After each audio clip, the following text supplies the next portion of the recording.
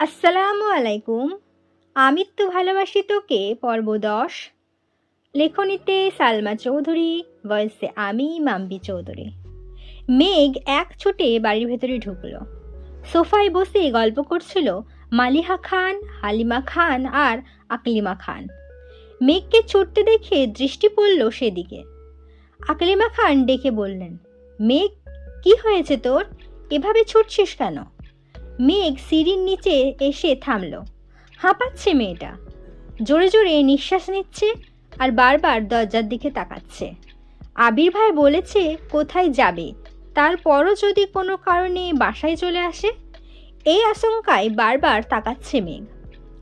হালিমা খান সূক্ষ্ম নজরে মেঘের পায়ের দিকে তাকিয়ে জিজ্ঞেস করলেন, তুই নূপুর পেলি কোথায়? মেঘ এবার দরজার দিক থেকে দৃষ্টি সরিয়ে মা কাকিয়ার দিকে তাকালো। অকস্মাৎ বলে উঠল, আবির ভাই দিয়েছে। হালিমা খান, মালিহা খান আর আকলিমা খান তিনজন অবাক হয়ে চোখাচোখি করলো কিছুক্ষণ।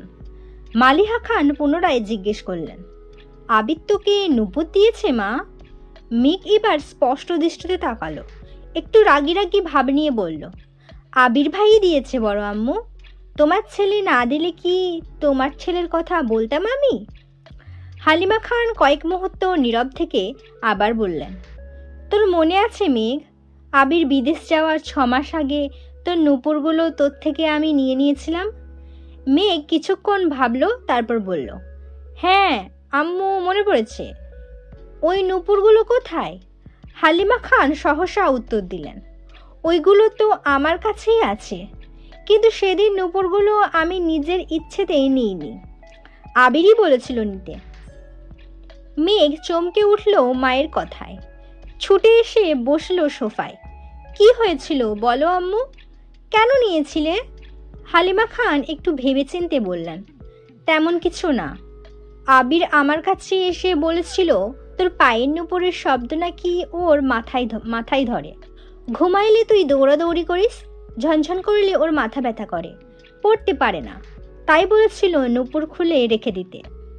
তাই আমিও আবিরের কথা মতো তোর থেকে নূপুর নিয়ে নিয়েছিলাম। এরপর তুইও আর কখনো চাসনি, আমিও আর তোকে দিইনি। ২-১ বছর পর মনে হয়েছিল আমার, কিন্তু বের করে দেখি এগুলো তোর লাগবে না।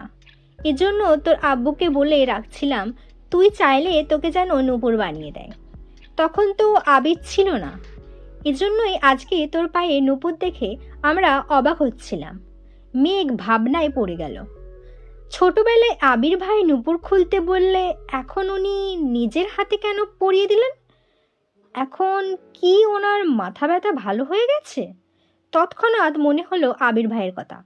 তাহলে কি সত্যি আমার চালচলন পর্যবেক্ষণ করতেই নূপুরগুলো দিয়েছেন, নাকি ছোটবেলার কথা ভেবে মনটা নরম হয়েছে ওনার?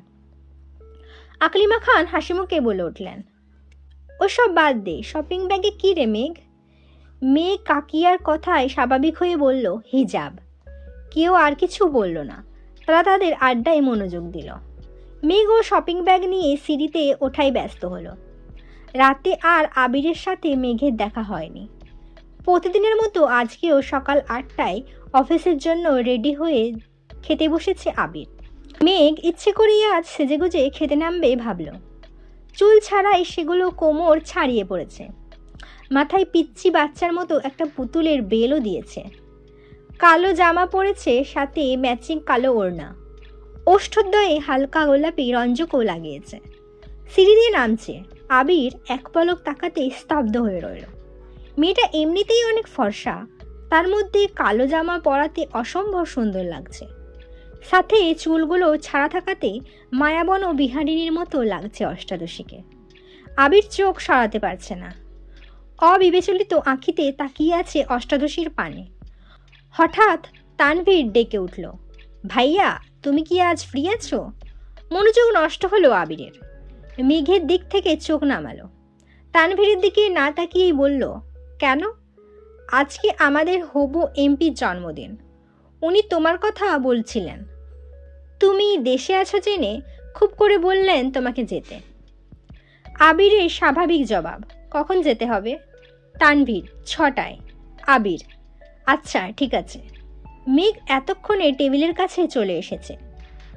তিন কর্তাই যেন ঘাড় ফিরিয়ে তাকালো। সকলেই এক নজর পায়ের দিকে তাকালো, কিন্তু কেউ তেমন কথা বলল না। অবশ্য কথা বলবারও কিছু নেই। মেয়েদের সাজুগুজুতে বাবা চাচারা নাক গলায় না সচরাচর, বরং তারা চায় বাড়ির মেয়েরা সবসময় হাসি খুশি থাকুক। মেঘ চেয়ার টেনে বসলো আবির ভাইয়ের বিপরীতে, এক পলক তাকালো। আবির ভাইও আজ কালো শার্ট পরেছে। আবির ভাই সবসময় সাদা অথবা কালো শার্টই পরেন। হঠাৎ কফি কালার বা আসমানি বা হালকা কোনো কালার পরেন। শুধু পাঞ্জাবির ক্ষেত্রে ব্যতিক্রম দেখা যায়। ড্রেস মিলে যাওয়াতেই মেঘের মাথা নিচু করে মুচকি হাসল। ইকবাল খান তানভীরের দিকে তাকিয়ে জিজ্ঞেস করলেন, তোদের হবু এমপি আবিরকে কিভাবে চেনে? তানভীরের সহজ সরল উত্তর, আমি একটা প্ল্যান দিয়েছিলাম ওনাকে। প্ল্যান কার্যকর হওয়ায় খুশি হয়ে হবু এমপি বলেছিলেন, তোমার মাথায় এত প্ল্যান আছে কিভাবে? আমি তখন বলেছি, আমায় বেশিরভাগ প্ল্যান ভাইয়া দেন। আমি ভাইয়াকে প্রবলেম শেয়ার করি, তারপর ভাইয়া আমায় প্ল্যান দেয়। তখনই এমপি বলেছিলেন, তাহলে তোমার ভাইয়াকে নিয়ে আসো। তখন ভাইয়া বাহিরে ছিলেন। আজ ওনার জন্মদিন, তাই সকালবেলা উনি নিজে আমায় কল করে জিজ্ঞেস করলেন ভাইয়া আসছে কিনা। আমি হ্যাঁ বলাতে উনি নিজেই বারবার বললেন ভাইয়াকে নিয়ে যেতে। ইকবাল খানের সাথে মোজাম্মেল খান এবং আলী আহমেদ খানও যেন মনোযোগ দিয়ে তানভীরের কথাগুলো শুনছিল। মোজাম্মেল খান সবসময়ই চুপচাপ থাকেন, যা সিদ্ধান্ত সকল কিছু বড় ভাইয়ার। তানভীরের এসব কথা শুনে আলী আহমেদ খান রাগে ফুঁসছেন। রাগান্বিত স্বরে বললেন, আবির, আমি কিন্তু তোমায় আগেই সাবধান করেছি, রাজনীতিতে তুমি জড়াবে না। আবির নিরুদ্বেগ কণ্ঠে উত্তর দিল, আমি তো বলেছি রাজনীতি করব না। তাহলে তানভীরকে রাজনীতি নিয়ে প্ল্যান দাও কেন? রাজনীতি নিয়ে মাথা ঘামাও কেন? আর এমপির জন্মদিনে যেতে এক কথায় রাজি হলে কেন? এই বুদ্ধি প্ল্যান ব্যবসায় লাগালে আমাদের ব্যবসাটা আরও এগোতো। গম্ভীর কণ্ঠে একটানা কথাগুলো বললেন আলী আহমেদ খান। মেঘ, মিম আর আদি চুপচাপ খাচ্ছে। বাবা চাচার কথায় কোনো মনোযোগ নেই তাদের। মেঘ খাচ্ছে আর মিটিমিটি হাসছে, আবার একটু পরপর আবির ভাইয়ের দিকে পিটপিট করে তাকাচ্ছে।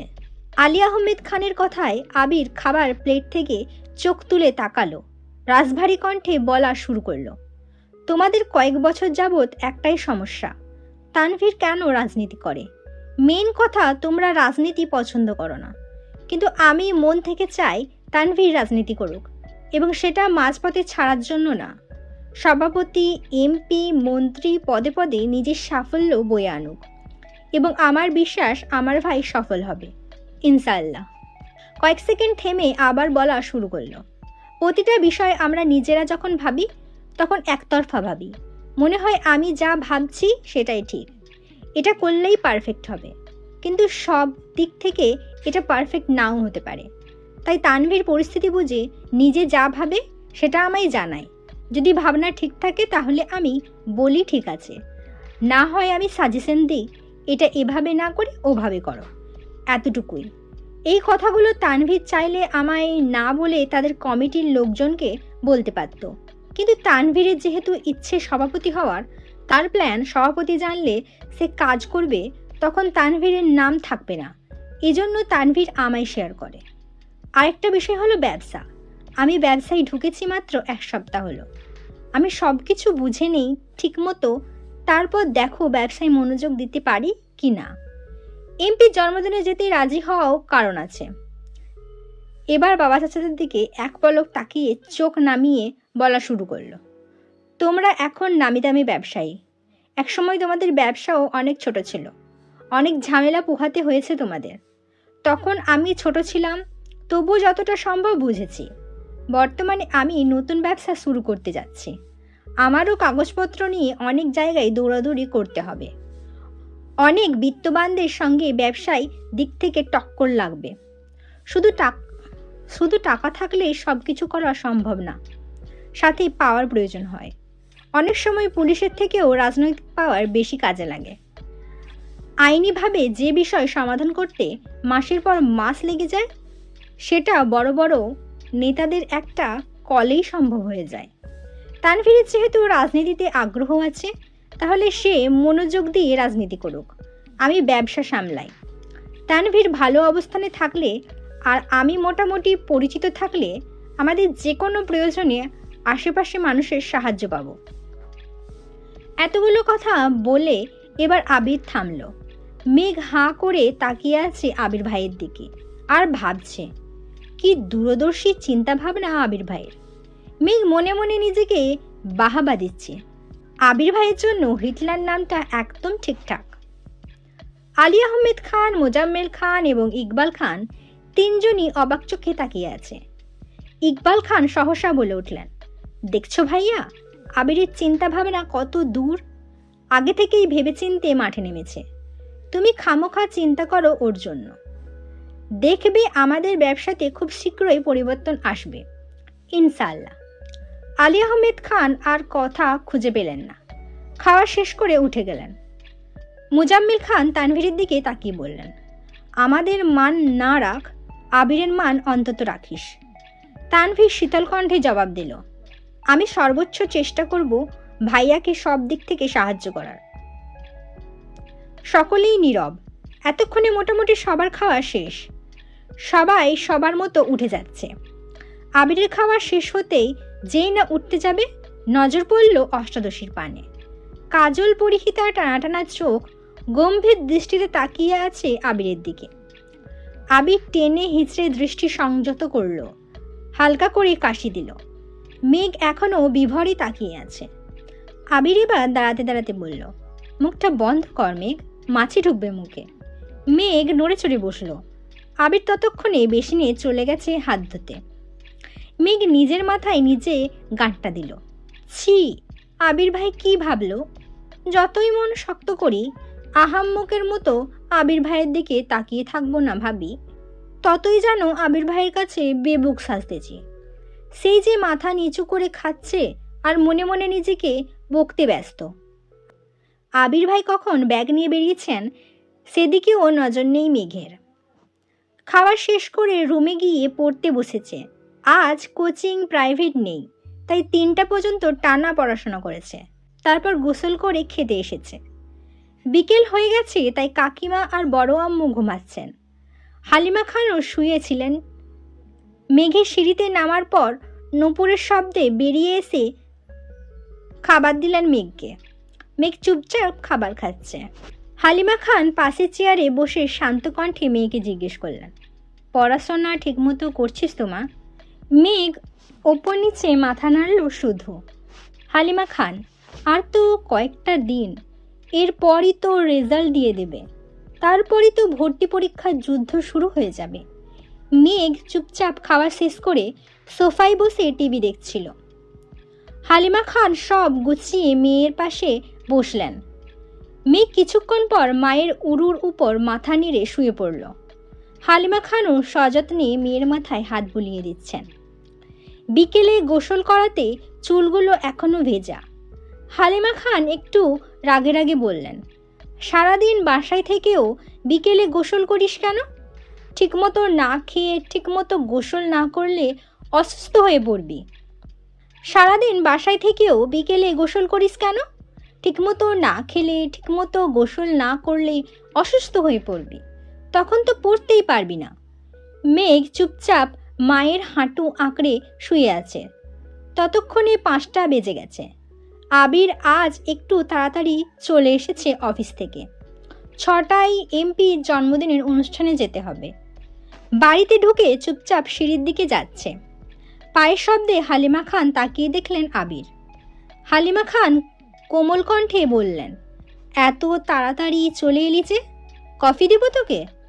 আবিরের দৃষ্টি পড়ে সোফায়। হালিমা খানের উরুতে শোয়া মেঘকে দেখে বুকের ভেতর ছ্যাঁত করে ওঠে আবিরের।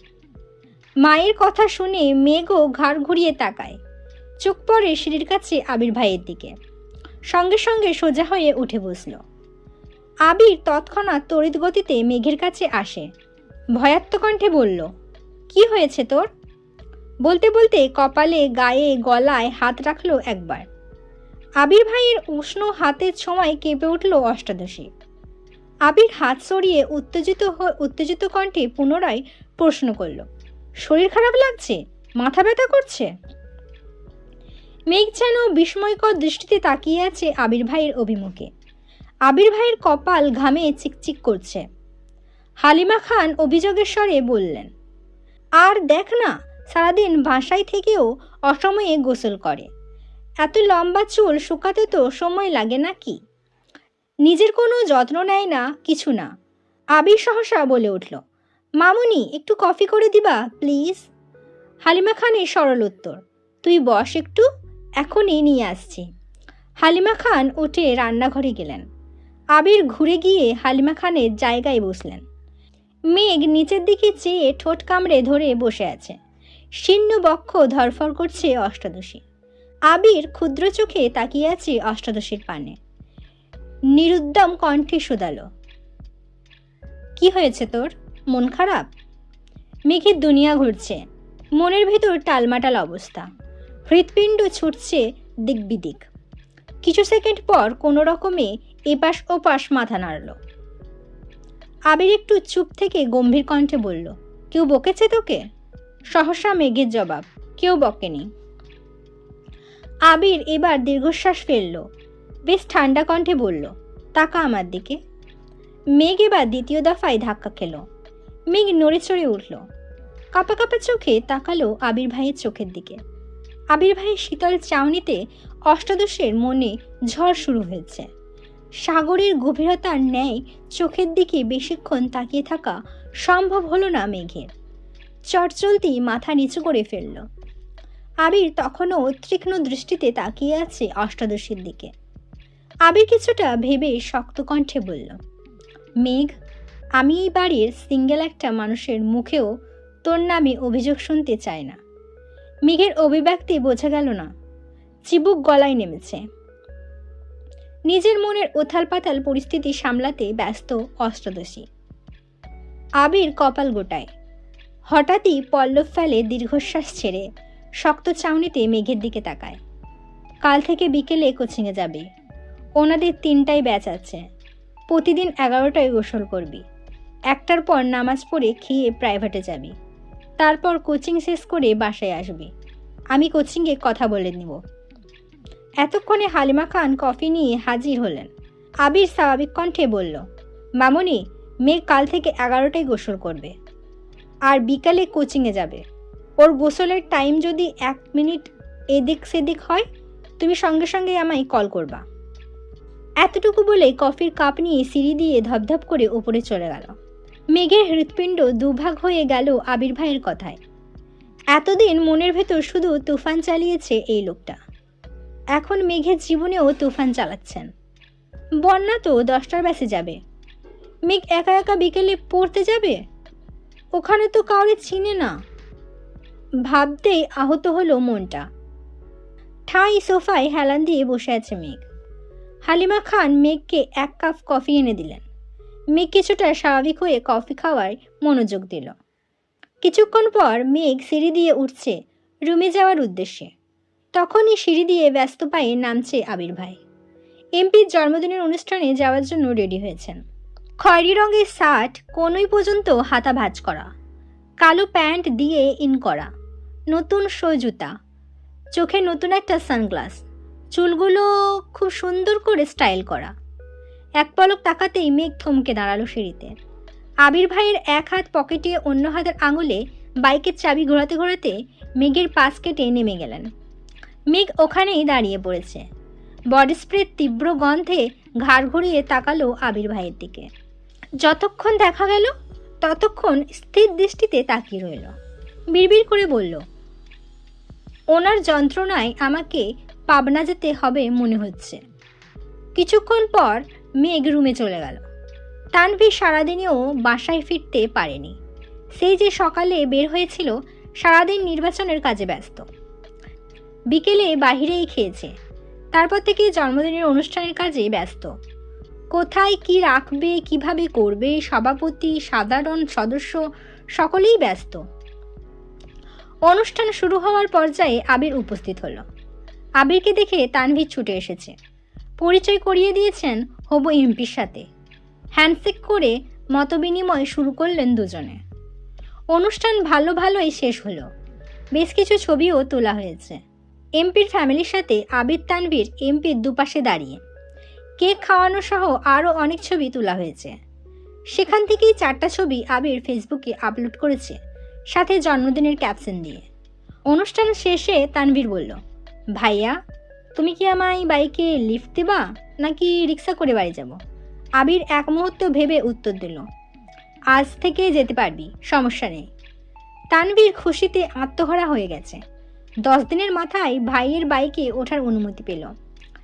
বাইক চালাতে চালাতে আবির গম্ভীর কণ্ঠে তানভীরকে বলল, তোর কাছে মেঘের বান্ধবীর নাম্বার আছে? তানভীর স্বাভাবিকভাবেই বলল, হ্যাঁ আছে। কেন ভাইয়া? আবির রাজভারী কণ্ঠে বলল, তুই তাকে কল দিয়ে বলিস কাল থেকে যেন 3টায় কোচিংয়ে যায়। মেঘের ব্যাচ টাইম চেঞ্জ করে দিয়েছি, সাথে তারটাও।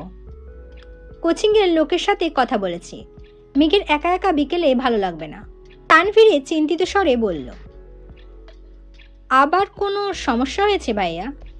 আবির এবার দীর্ঘশ্বাস ফেলে কণ্ঠ দ্বিগুণ ভারী করে বলল, তোর বোন ঠিকমতো খায় না, গোসল করে না, পড়ে না, কত অভিযোগ শুনতে হয়। এজন্য টাইম পাল্টে দিয়েছি, সাথে ওকেও ওয়ার্নিং দিয়েছি। তানভীর আর কিছু বলল না। চুপচাপ 2 ভাই বাসায় ঢুকে যে যার মতো রুমে চলে গেল। রাত তখন 10:30টার বেশি বাজে। তানভীর ফোন থেকে বন্যা নামে সেভ করা একটা নাম্বারে কল দিল। 2 বার দেওয়ার পর রিসিভ হলো।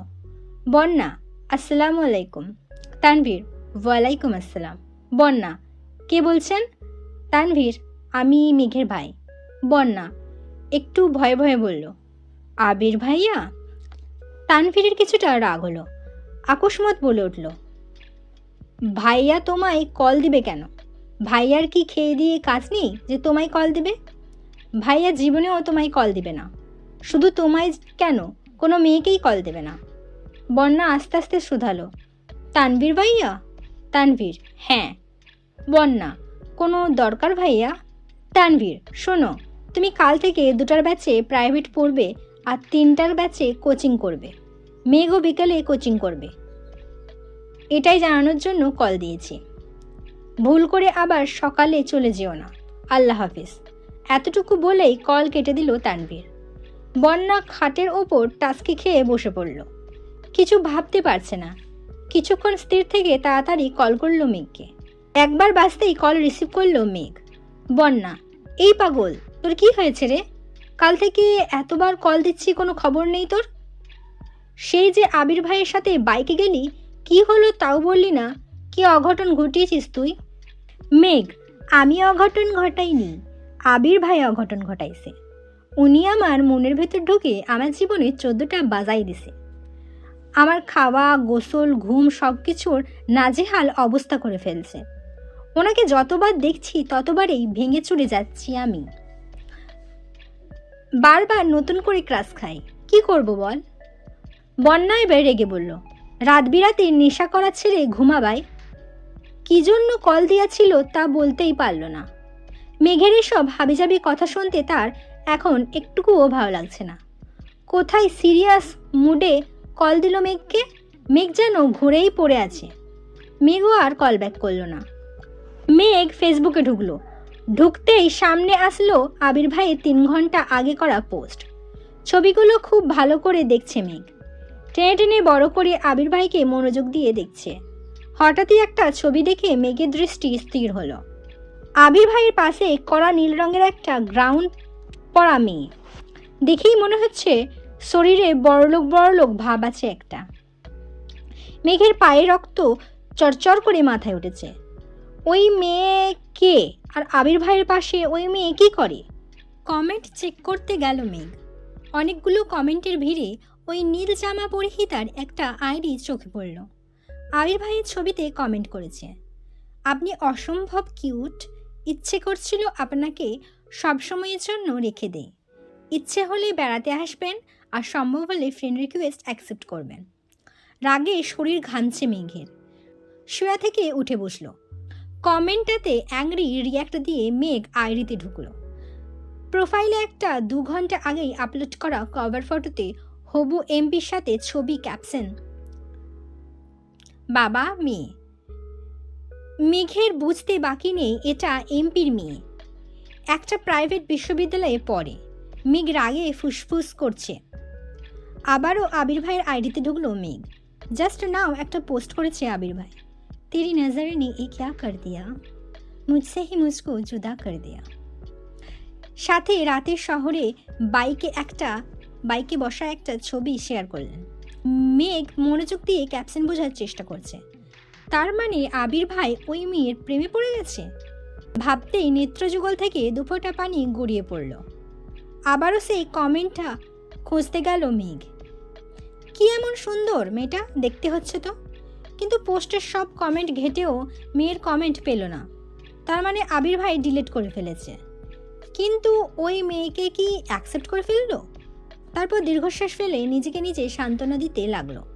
আবির ভাই তো শুধুই আমার ক্রাশ তো ক্ষণিকের, উনিও তো কিছুদিন পর বিয়ে করবেন, তখন তো আমাকে মেনে নিতেই হবে। আমার তো সাহসে কুলাবে না আবির ভাইকে কিছু বলার। মায়ের খাওয়ার থেকে চুপ থাকি সেই ভালো। এদিকে আবির বাসায় ফিরে ফ্রেশ হয়ে শুয়ে আছে। একটা ছবি জুম করে শুধু চোখগুলোর দিকে তাকিয়ে আছে আর বিড়বিড় করে গাইছে, मैंने जब देखा था तुझको रात भी वो याद है मुझको, तारे गिनते गिनते सो गया, दिल मेरा देखा था कस के, कुछ कहा था तूने हंस के, मैं उसी पल तेरा हो गया। কিছুক্ষণ পর থেমে আবার বলল, तेरी नजरों ने कुछ ऐसा जादू किया, लुट गए हम तो पहले मुलाकात में। সো এই ছিল আমি একটু ভালোবাসি তোকে পর্ব 10। পরবর্তী পর্ব নিয়ে খুব তাড়াতাড়ি আসবো। প্লিজ আমাকে সাবস্ক্রাইব করবেন অ্যান্ড সুস্থ থাকবেন, ভালো থাকবেন, নিজের খেয়াল রাখবেন। আল্লাহ হাফেজ।